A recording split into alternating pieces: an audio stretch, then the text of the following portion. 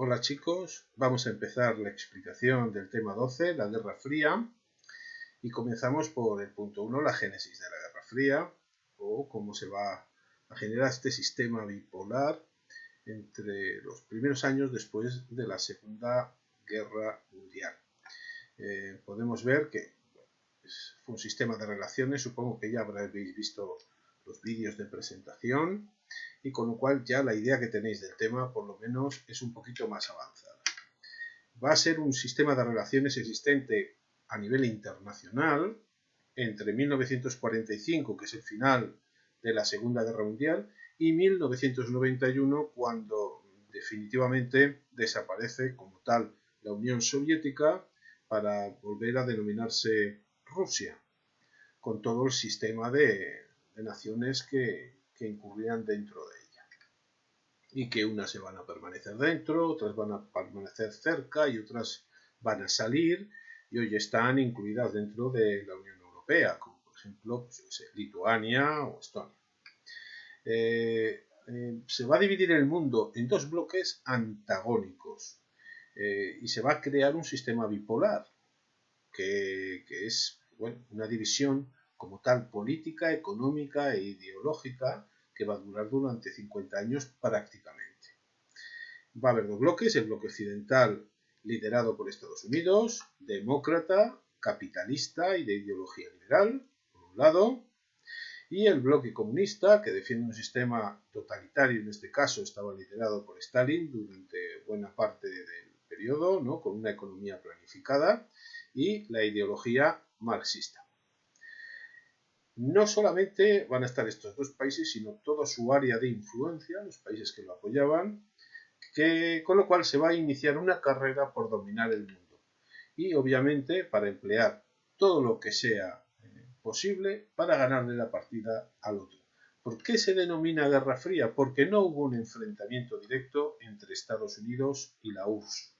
Ambas potencias estuvieron escapando de ese enfrentamiento porque obviamente no hubiera quedado otro remedio prácticamente que emplear las bombas atómicas, que eran las bombas con más potencia, y entonces la Unión Soviética ya se había hecho con ella, con lo cual obviamente pues, se hubieran cargado el mundo tranquilamente.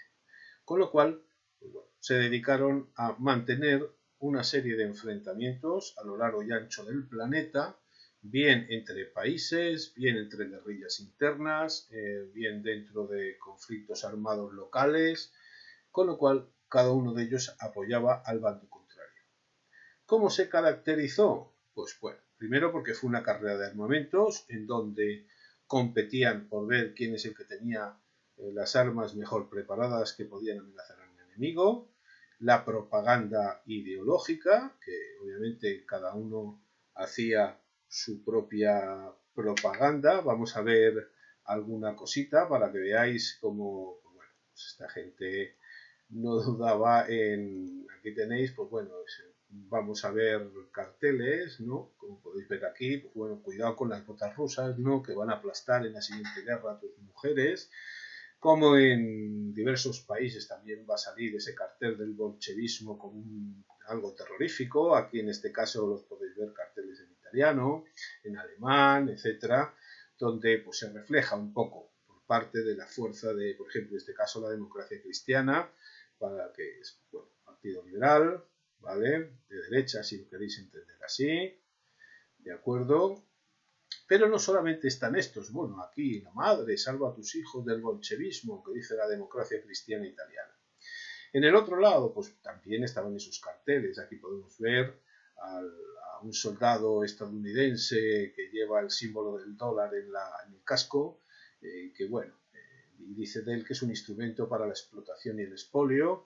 Aquí hay un chaval que toca el violín y que en un sistema comunista, pues bueno, el sistema capitalista estaría arruinado, no tendría ninguna salida, mientras que en uno comunista, pues bueno, ¿vale? tendría una salida, viviría mejor. Aquí como planifican los soviéticos el mundo para producir más en paz, mientras que los capitalistas intentan explotarlo y arruinarlo todo y dominarlo militarmente.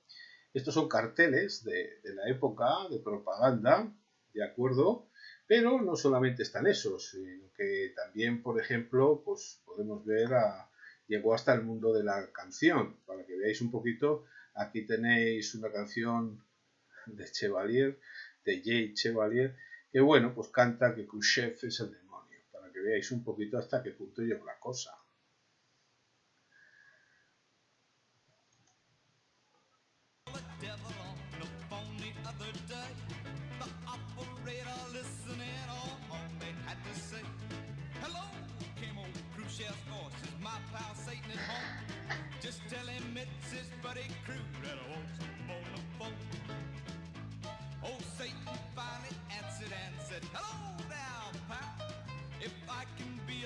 Bueno, hay cosas, digamos que hay cosas muy curiosas que se mantienen en la historia. A Dios gracias, las conservamos para poder verlas. Pero bueno, esta propaganda no se cerró solo ahí, sino que también pasó, por ejemplo, al cine. Y aquí vamos a ver, aquí tenemos un pequeño trocito de una película de Billy Wilder. Ya estamos metidos en una época más tardía, ¿de acuerdo? Ya estamos en los 60, pero retrata esos momentos iniciales en los que el régimen nazi ha caído y los americanos dominan parte, el sector norteamericano, dentro de lo que es Berlín. Schlemmer, ¿cuántas veces le he dicho que no quiero que se levanten y se pongan firmes cada vez que entro en la oficina? Lo sé, he dado órdenes tajantes. ¿Es que no entra en sus prusianas cabezas que ahora viven en una democracia? Eso es lo malo. En otros tiempos, si así se hubiera ordenado, se habrían sentado. Ahora con la democracia hacen lo que quieran, y lo que quieran es levantarse. Uno, ¿se sabe algo de la oficina del alcalde? Sí, señor, negativo. No nos permitirán en modo alguno instalar un distribuidor de coca en el Reichstag. A veces me pregunto quién ganó la guerra. 2, recogí los billetes de avión para mi mujer y los niños. Sí, señor, positivo. 3 asientos en el de las 6 para Venecia, transbordo en Frankfurt. Casi me olvido. Llame a la fábrica de Frankfurt para que nos envíen otras 100.000 botellas. La gente sigue pasando cocas al sector oriental y no devuelven los envases. Sí, señor. 3, espero a la comisión comercial rusa a las 10:30. En cuanto lleguen, hágalos entrar. Sí, señor. 4, queda despedido. Señor. A no ser que deje de una vez de dar taconazos. Sí, señor. Oh, dispense, siempre se me olvida. Instrucción de la Gestapo. Por favor, señor McNamara, no diga eso, no es verdad. Entre nosotros, Schlemmer, ¿qué hizo durante la guerra? Estaba en el subsuelo, en el subterráneo. ¿En la resistencia? No, conductor, en el subterráneo, ¿sabe? En el metro. Y desde luego era usted antinazi y nunca le gustó a Adolf. ¿Qué Adolf? Abajo, donde yo estaba, no me enteraba de lo que ocurría arriba. Nadie me dijo nunca nada. Eso es todo, Schlemmer. ¡Rausmagen! Para que veáis un poquito, Billy Wilder, un maestro. Era un auténtico maestro. Os recomiendo la película. Pero bueno, si nos metemos otra vez con lo que son las características de esta Guerra Fría, veremos que obviamente va a haber espionaje. Si habéis visto el vídeo, ¿vale?, que os he colgado, que os pone al día, pues bueno, esto quizá da momentos para el cine estupendos. Pero obviamente el espionaje, el mantenimiento de grupos antisistema, y no me refiero a los de ahora, sino antisistema, el que fuera en cada país para influir dentro de él, pues obviamente fue algo en el día a día. Desde el mantenimiento de la contra en Centroamérica hasta las guerrillas de izquierdas que también se dieron aquí, ¿vale? Iberoamérica ha sido un campo abierto a esta Guerra Fría, ¿de acuerdo? También se controlaban, obviamente, todos los países de área de influencia y se cortaban las disidencias rápidamente, con mano abierta, tuvieron la mano abierta la KGB y la CIA para ello. Hubo presiones políticas y económicas, ¿vale?, sobre los aliados contra los del bloque enemigos, hubo guerras localizadas para expandir el dominio y la ONU estaba sujeta a las decisiones de estas dos grandes potencias. Sí que fue un foro de debate, ¿vale?, que permitió que se comunicaran allí, pero obviamente el derecho a veto de una y de otra limitaba mucho la acción de la ONU. Al final, ¿cómo empezó todo esto? Pues bueno, desde que intentaron dividir, desde que se divide Alemania, el bloque occidental ya había o estaba empezando a pensar en la reunificación. Y para ello, Francia, Gran Bretaña y Reino Unido y Estados Unidos se pusieron de acuerdo en qué es lo que querían para el futuro de Alemania.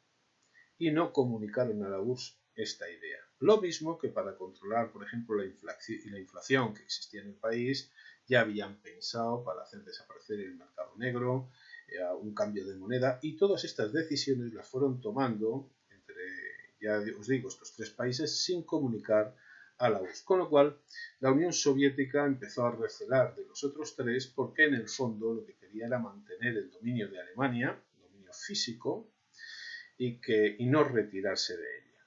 Mientras que Estados Unidos ya lo que le interesaba era, digamos, controlar la zona, pero y de hecho sigue controlando el espacio aéreo alemán. Es un derecho que tiene desde la Segunda Guerra Mundial, por si no lo sabéis. El espacio aéreo español es nacional y tenemos control sobre él nosotros, los alemanes no. Para que veáis un poco cómo las cosas todavía duran. Pero bueno, se van a firmar obviamente tratados de paz y se han dedicado a hacer desaparecer al enemigo común, ¿no? Que era lo único que por lo que participaban, pero después en lo que es Irán, que es donde se van a enfrentar al inicio, el primer foco, el intento de retirada de las tropas aliadas, la URSS se niega, mantiene el control de algunas zonas en el norte, y al final Estados Unidos, pues bueno, fuerza a que se retiren. ¿Qué es esto? Bueno, esto ya veremos que es también para seguir manteniendo el área de influencia, para sacar el petróleo, también le interesa a la URSS, obviamente, controlar esto. Es una carrera por dominar el mundo.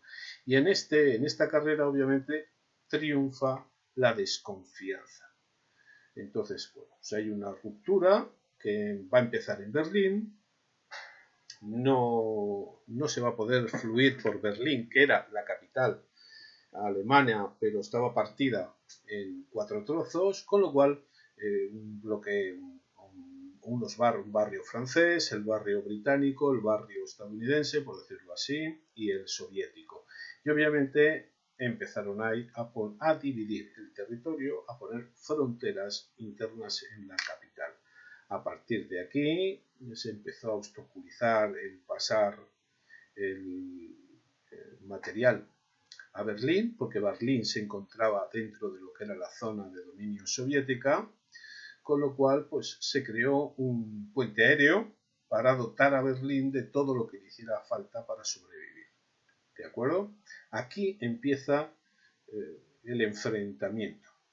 Después se va a complicar con la creación del muro y obviamente con enfrentamientos en otros lados. Entonces, pues bueno, la zona oriental obviamente todo reprimido, ¿vale? Todos los movimientos políticos, salvo,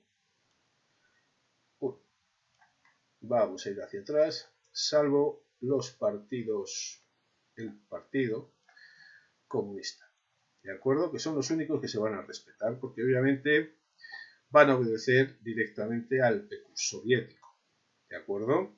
No van a hacer, obviamente, la USA, que está obligada a hacer elecciones libres, las elecciones libres se las salta a la torera.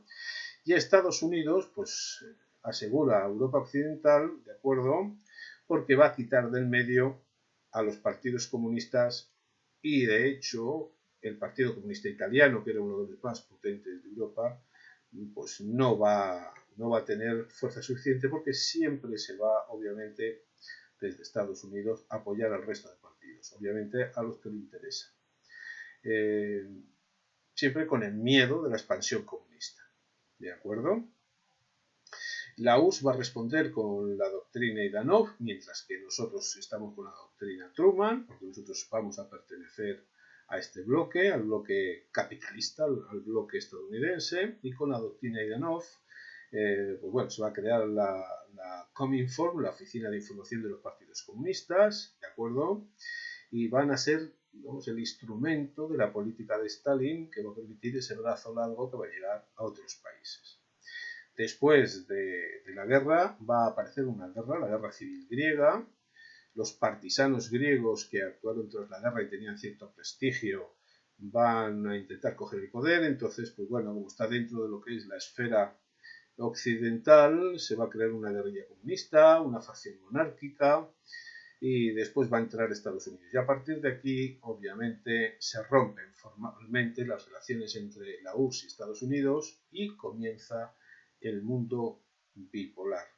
Y con esto terminamos la primera explicación y a la espera de que os pase la segunda. ¿De acuerdo?